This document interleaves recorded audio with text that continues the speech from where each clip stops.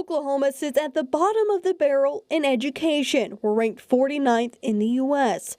These three candidates believe they have the solutions to make a positive change at OKCPS. Because I have the solutions.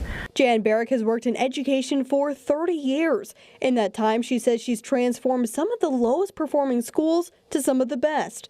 Barrick's strategy for student improvement: start teaching the right material.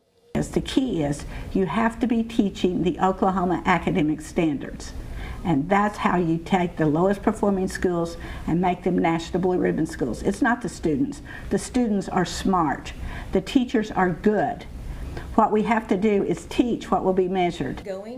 Incumbent Paula Lewis is seeking re-election. She told KOCO the district recently sent out surveys and held listening sessions to ask parents what the board should prioritize. Out of that, by the end of next month, we'll have 3 to 5 goals for the superintendent on student outcomes. And she will be measured on those goals over the next 5 years.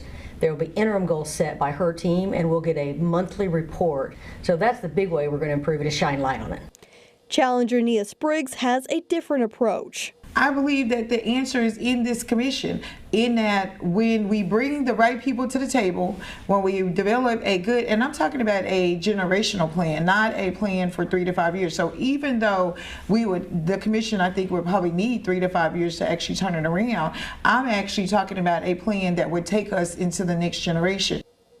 Spriggs is a former teacher and the current founder of a micro school in OKC, which emphasizes on math and reading. Spriggs says to improve student outcomes, OKCPS needs to innovate.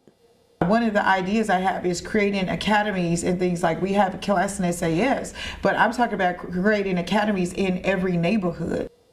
Voters in the OKCPS district can cast their vote February 11th. Reporting, Kylie Thomas, KOCO 5 News.